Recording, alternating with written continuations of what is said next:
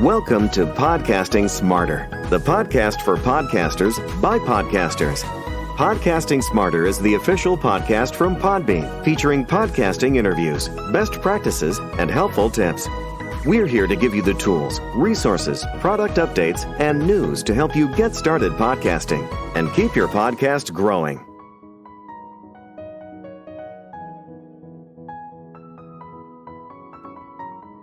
Welcome back, everyone, to Podcasting Smarter and our April live event, Mastering Your Podcast Website, Best Practices and SEO Tips, with our Director of Customer Success here at Podbean, John Kiernan, and Capshow CEO, Deirdre Tshien, talking about how you can maximize your reach and create the biggest impact with your podcast website.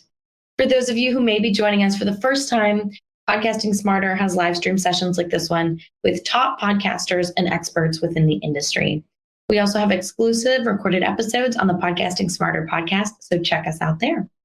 Podcasting Smarter is brought to you by Podbean. We're a podcast hosting and monetizing platform and home to over 600,000 podcasts. To start your podcast, head over to podbean.com today. And now we'll get started. Hello. Hello. Hello. So we'll jump straight in. First off, I want to talk a little bit about the relevancy of podcast websites, because most people, when they're listening to a podcast, they're going to listen on a directory, right? They're going to listen on Podbean's podcast directory, Podbean, Spotify podcasts, Apple podcasts, Amazon Music. They're in general, when they think of, where am I going to find a podcast? It's within a directory. So as listeners are accessing podcasts through different directories, why are podcast websites important? Deirdre, let's start with you. Okay, cool. It is incredibly important for a lot of reasons. One, as we know, it can be SEO optimized, so very searchable on Google and any of the other search engines, to be honest. It actually also, because of the fact that it's optimized for search, or can be, it also actually helps with the authority and credibility. So I speak to a lot of SEO experts, and more there is definitely we need to evangelize the fact that we need to be experts as podcasters in a particular topic, in a particular niche, but then we need to be able to share that in a way that the search engines and other people can actually find it. So we'll go into a little bit more what that means and looks like. But also, really importantly, it's something that you own. A lot of the directories and things like that, again, we talk about social media a lot being rented space. It's sort of similar, where the directories and the places that we distribute normally are kind of rented spaces for us.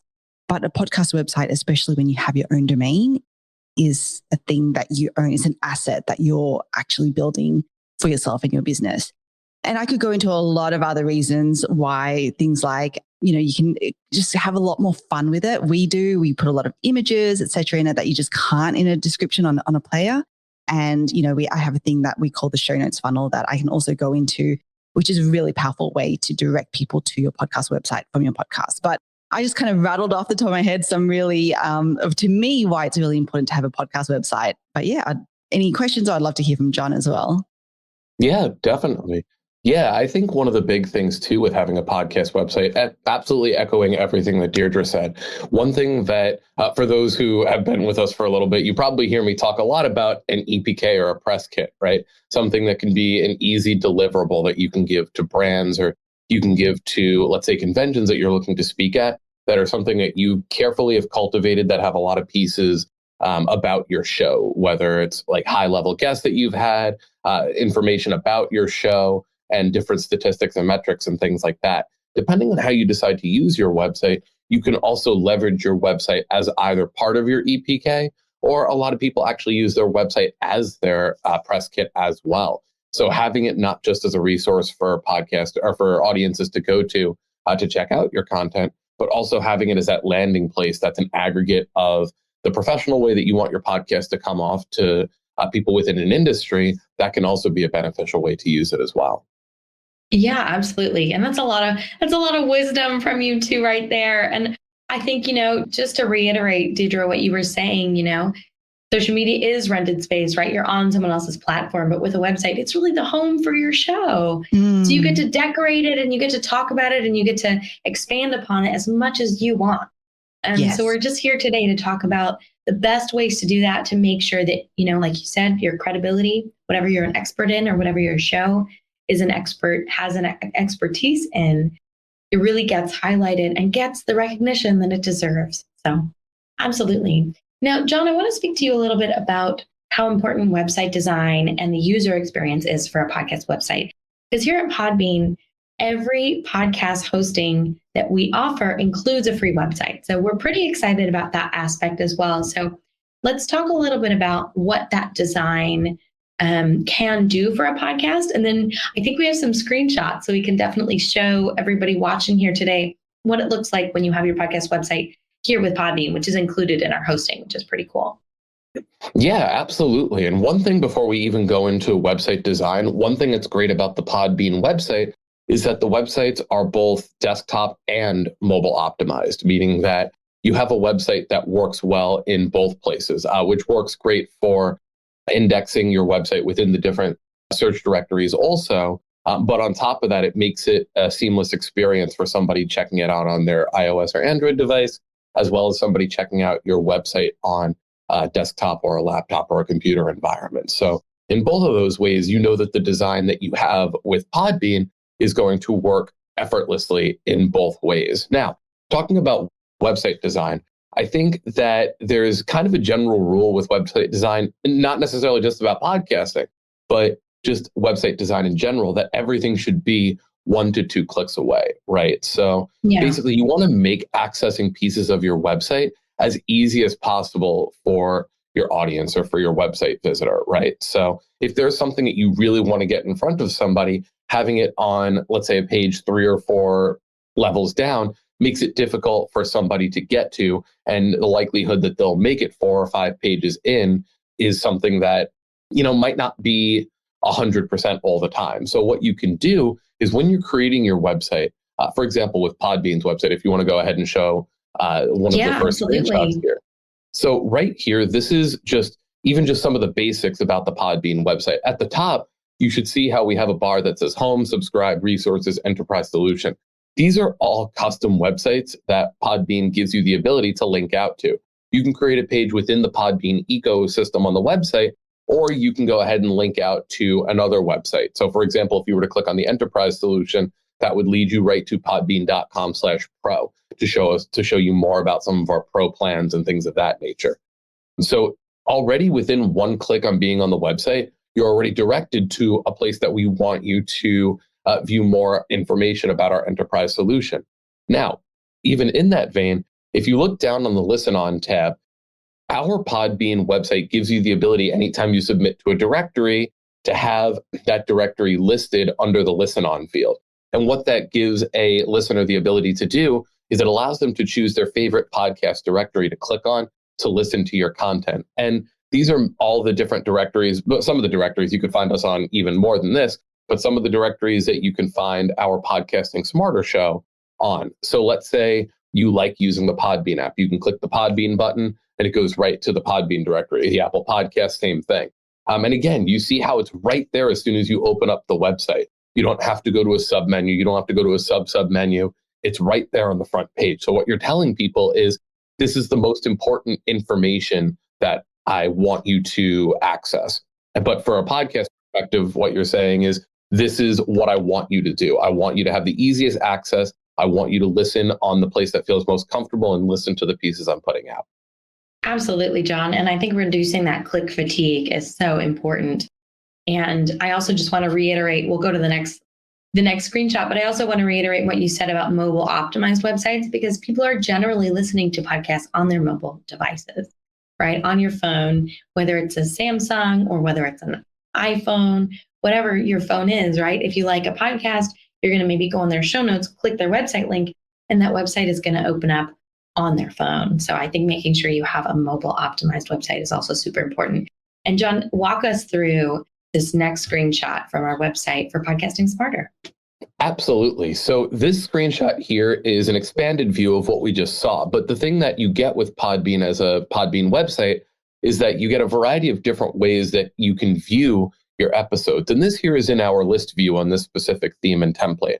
First off, talking about themes and templates, we give you a variety of customizable themes and templates. But you can see even with very little customization here, you already have a professional looking website that, if we look at the players here, will automatically show all of the most recent podcast episodes. So when you're giving this podcast website link to listeners or to potential advertisers or to potential people, let's say for conferences that you're speaking at, not only are you able to show them your branding up front, but they can automatically go to your website, and just by scrolling, not even by clicking to anything else, they can already click on one of your episodes and start listening to your content. So talking about that 1 to 2 click, there's not even a click here involved. You already have the ability to just click right on any episode and start listening to it, which also leads us to something I'm sure that we'll talk about here in a little bit, which is making sure that your titles and your show descriptions are something that you optimize, not just for SEO, but to be captivating for people to want to click on those episodes. But with Podbean, you should see here that we have this list view that you can just click on any episode and start listening, even independent of having any sort of third-party directory listening app. Yeah, absolutely. And I want to take us next to what it looks like from a directory standpoint. So can you talk about that a little bit? Yeah, and the reason I included this screenshot here is because when we talk about customizing your website, and especially when it comes to our ecosystem, the content that you publish on Podbean shows up both on your podcast website and, as we've been talking about, shows up on the various directories. So when we're thinking about how we want to maximize our SEO and we want to maximize the amount of search traffic that we're going to get on our shows, we want to make sure that not only is the content formatted for how it looks on the website, but we might also want to look at some of the most popular directories or some of the directories that we're seeing we get the most traffic on to make sure that our show is being searchable using the keywords that we're targeting, as well as making sure that our show description and our show notes have all the information showcased how we want it to. And what I mean by that is Norma Jean does a great job when it comes to the show notes and descriptions for our Podcasting Smarter show. And down at the bottom, you should see how it says sign up for the Podbean VIP program, read details about the VIP program on our blog. Many of these directories will allow you to use hyperlinks. And the fact that you can have hyperlinks in something like Apple Podcasts, which is one of the top directories, take advantage of that. Allow your show notes to tell a description and a story about your show. But if you're trying to direct traffic to different places and let people know about upcoming episodes, or let them know about social media where they can follow you, or maybe you have a newsletter that you have a landing page for, you can use that real estate. And if you go into these different directories just to make sure it works, then not only are you optimizing the SEO with the different pieces for the description and the title, but you're also using that real estate to help drive traffic to other places that you want to. So not only is it important for the website perspective, but it's also important to make sure that what you're putting out is formatted properly for the directories. Absolutely, John. And we're just going to go to the next screenshot here, where we really talk about, how your episodes are displayed, how your different episodes are displayed within the directory. And for everybody out there listening, if you do have any questions, pop them here in the chat. We're definitely here to interact with you, answer your questions. So make sure that if you do have any questions about your podcast website or your podcast, that you pop them here in the chat. And I think you're right in terms of hyperlinks in the episode descriptions. And I think we're definitely going to talk to Deirdre about this again in a couple of minutes. So tell us a little bit about how your show presents on the different directories with multiple episodes. Yeah, definitely. So very similar to how we saw on the website earlier, on the Podbean website. And we're using Apple Podcasts. This is probably a directory that most of us are most familiar with within the podcasting medium. And this just shows the first 4 episodes, right? So you see that first off, the episode title shows up: Podbean VIP, unlock free hosting, achieving a voice of change, creating a podcast network for your niche. So those are the things that people are going to see up front when they go to your directory listing. But you also see how there's a little bit of overlay with some of the descriptions, right? So you already see for Tuesday's Podbean VIP on this episode of Podcasting Smarter, it has the description. And then it says also so that creators can, and then it has the ellipses that tell you that there's more words there if you click on the episode. But this also highlights the fact that what you put within the first, let's say, 3 lines or so is important for catching an audience, right? So you may sit here and you may go, you know what? The way that I want to format my show notes is I want to have maybe an introductory sentence, something that's not too long, something that's not too crazy, that will lead people into, okay, this is what like a one sentence description about the show is going to be about. Or kind of like we do, we talk about a lot of things on the show. So we want to give at least a little bit of expansion on that. So you see how in our different descriptions here, we have who's going to be on the show and then a little bit about what you're going to hear on the show. So it can act a bit as a lead generator in that way, but knowing how it shows up on Apple Podcasts and knowing how it shows up on the directories can help you when you're creating those descriptions, when you're creating your show. Are you somebody that maybe has been putting, kind of going back to the hyperlinks, right? Does every show description that you have the hyperlinks as the first thing that somebody sees? That might not be, or what you could probably do is you could probably take those show website description pieces and move them to the bottom and then open up that top real estate for the descriptions like we have here. Because if you have 10, 11, even 100, 200, 300 episodes where all of them just say, check out our website here, and then have the Facebook links, it doesn't really give or paint a picture or an idea of what the show is going to be about. So just being able to see how it shows up here can help you optimize those descriptions so that you're creating something that people want to go to if they've never heard about your show before.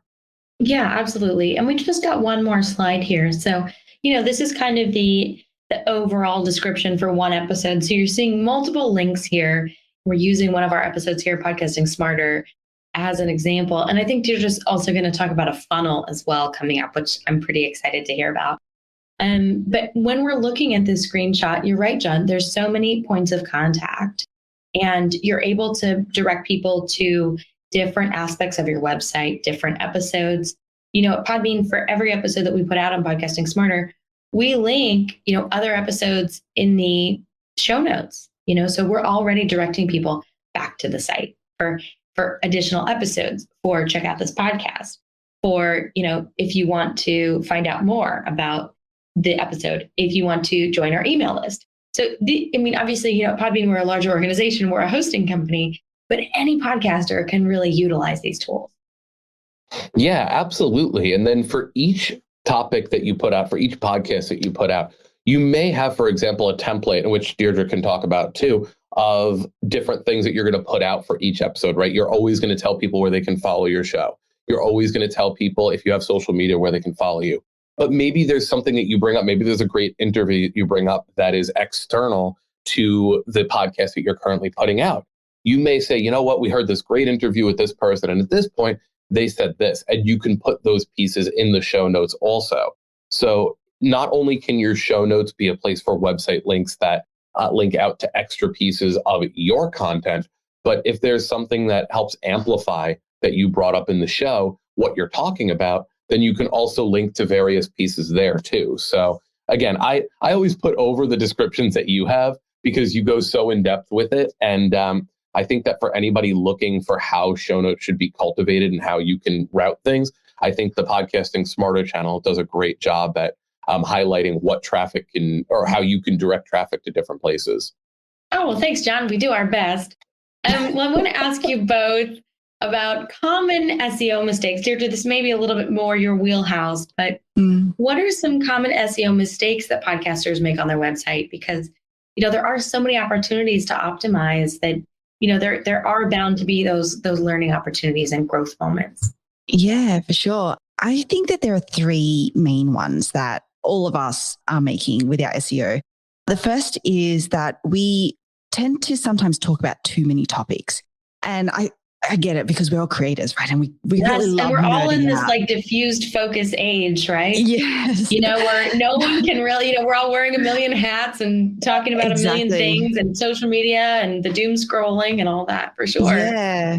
It was really interesting. I was talking to a user of Capture. He has a great show, and he's very, very, he knows who his target audience is. He's gone down to giving them a name. It's a male person.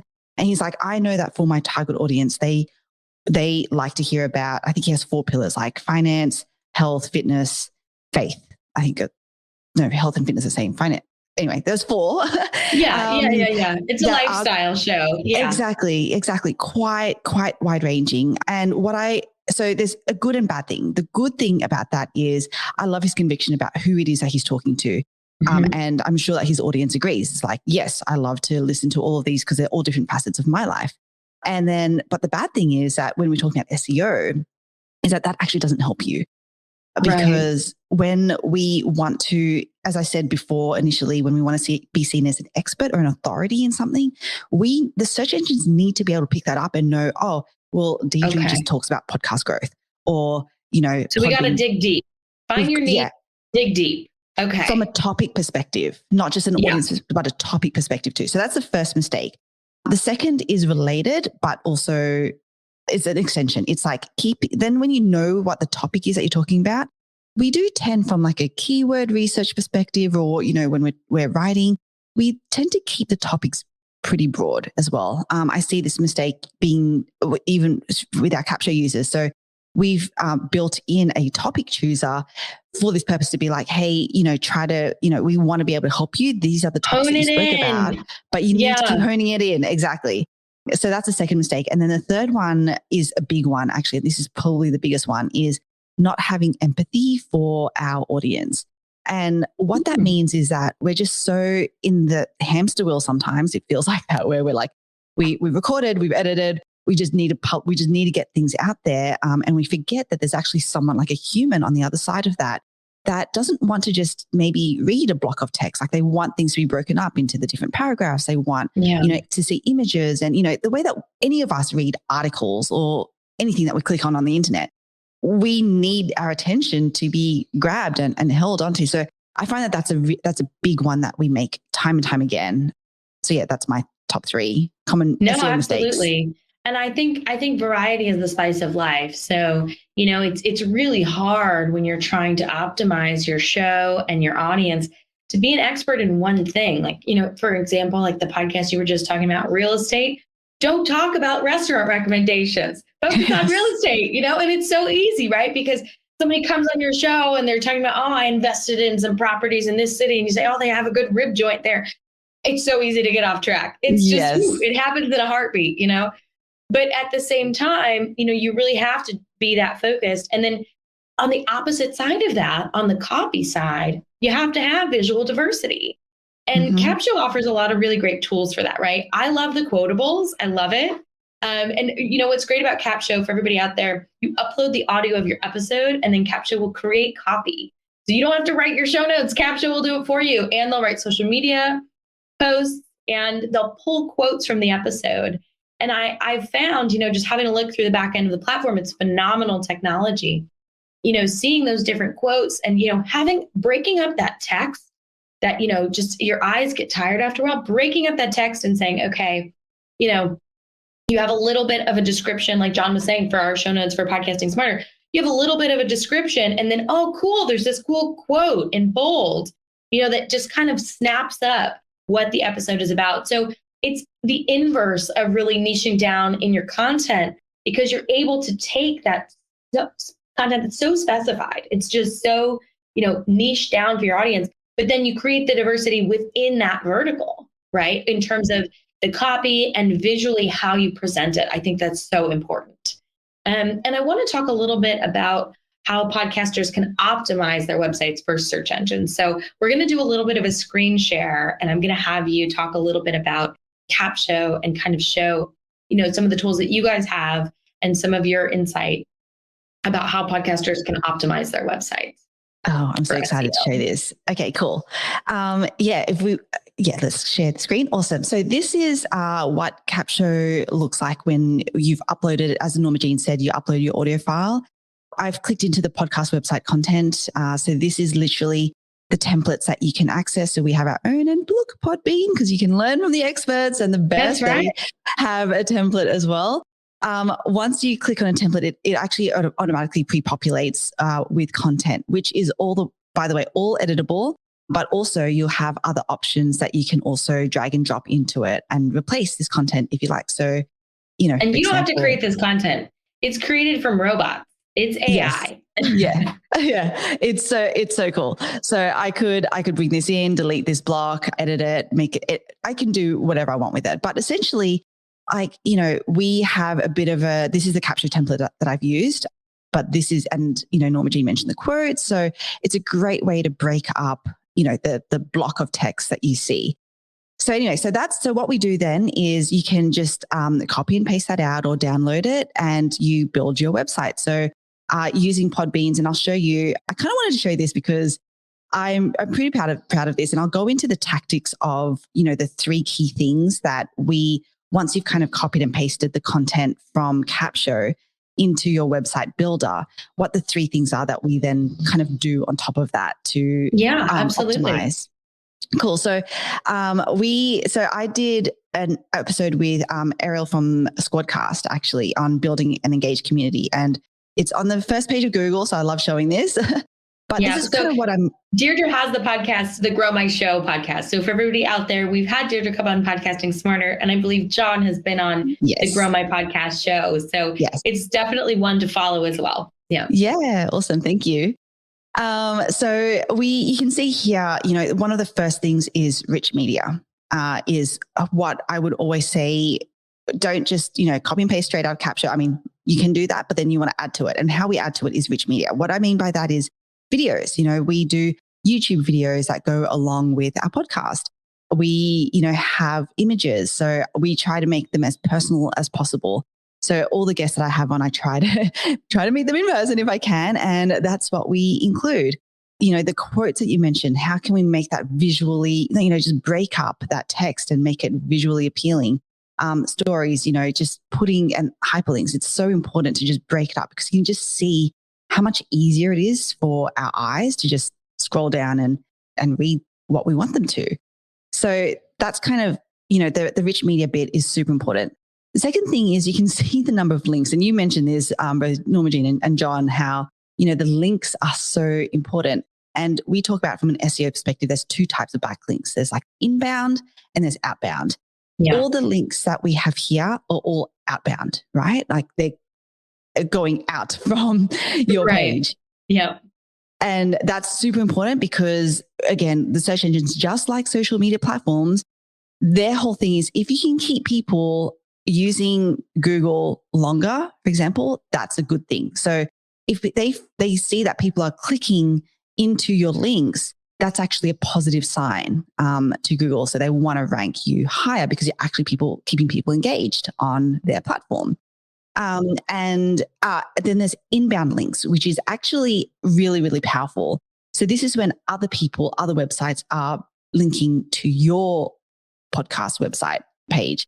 And my big recommendation here is a lot of us have guest interviews.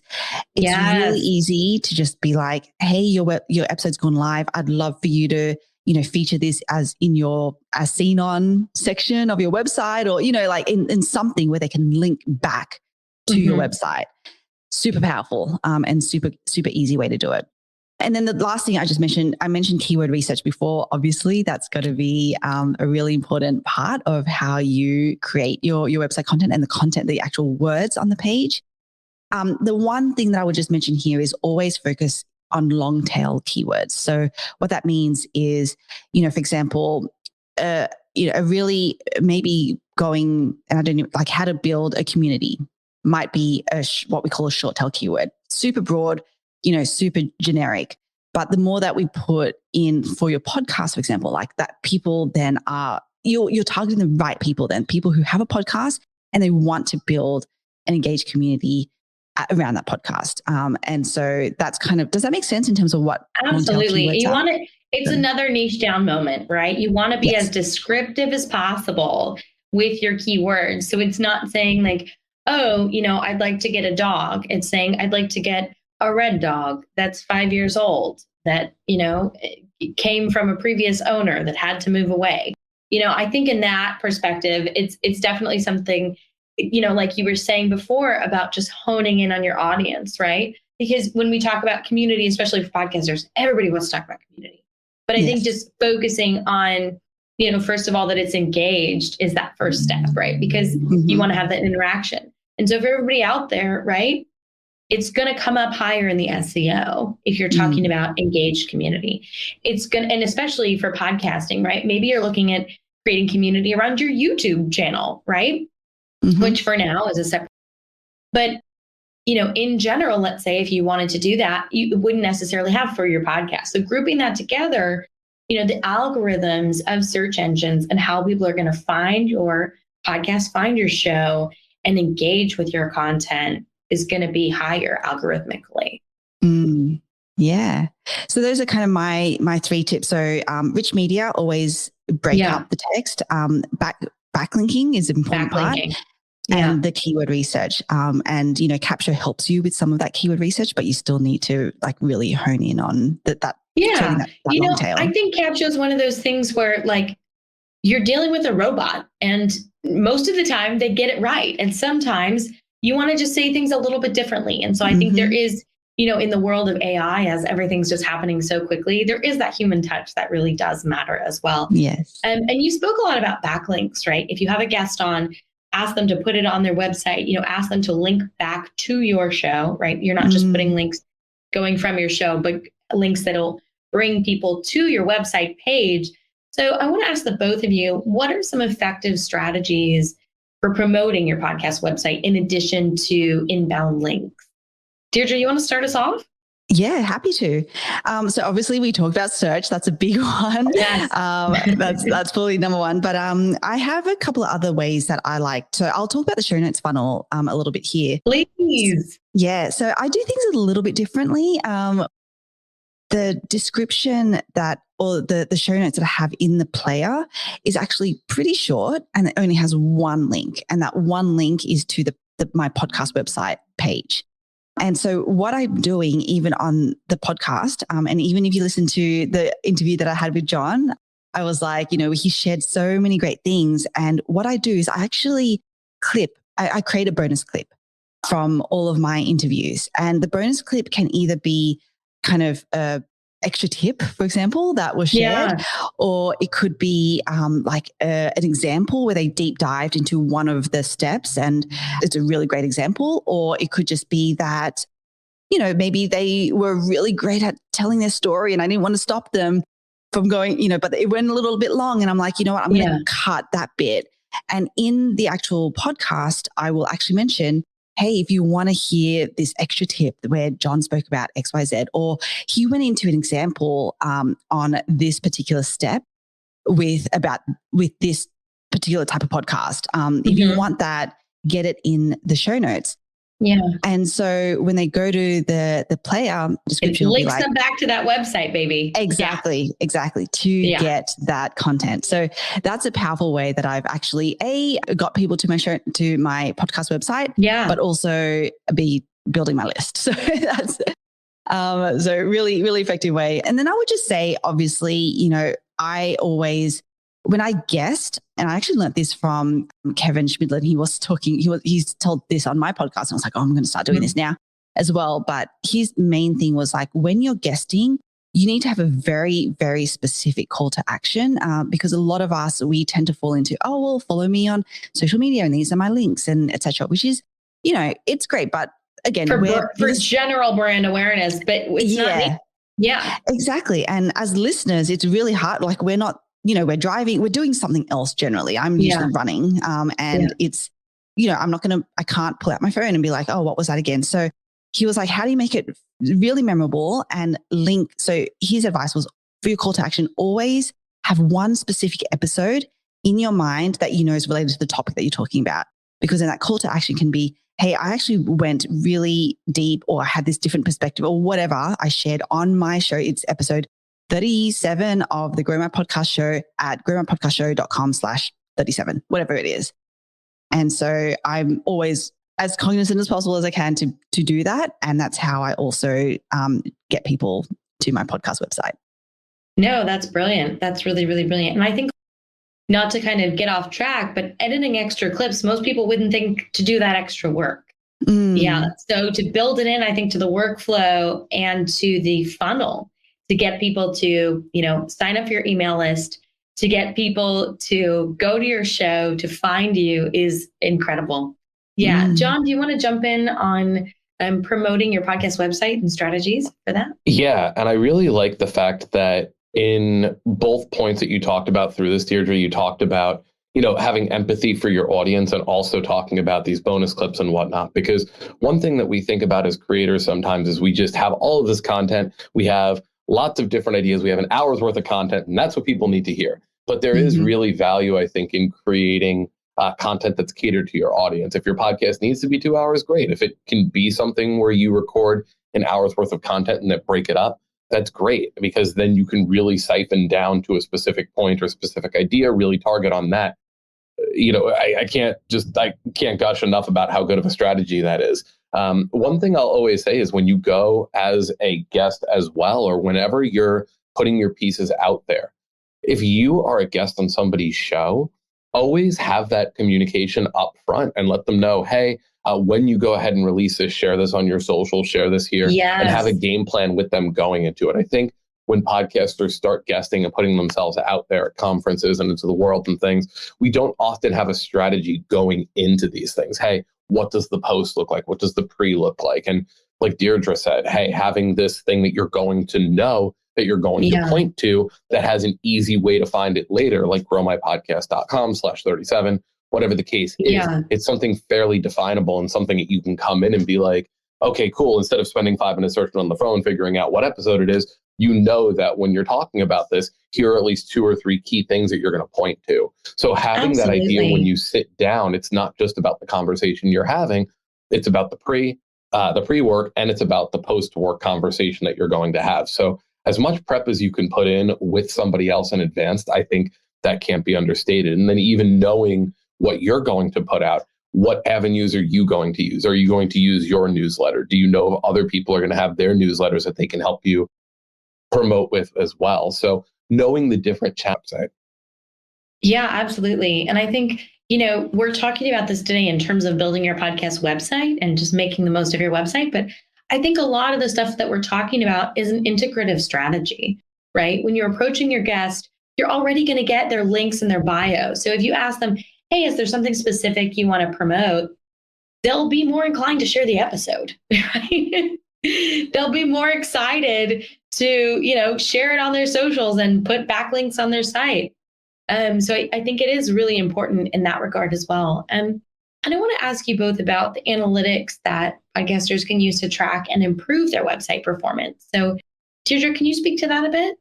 Yeah, I'm going to be, I will very quickly throw the job to John, because I'm sure that you guys have some analytics as well that, you want to be showcasing, because, I'm going to be honest, Google Analytics really overwhelms me, but I know it's the best place to, at least from a search perspective and a website performance perspective, to go to.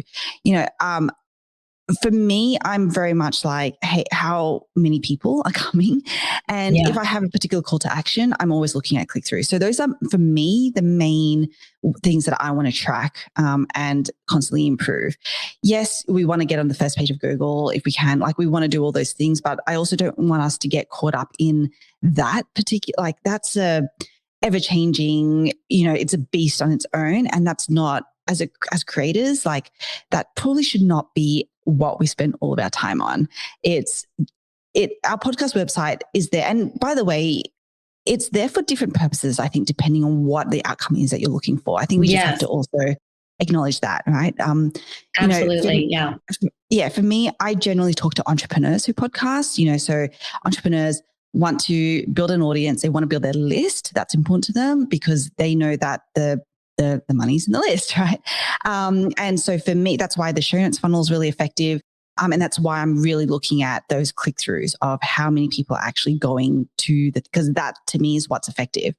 But some people, that's not what they care about. They're maybe not an entrepreneur. They don't care about building their list.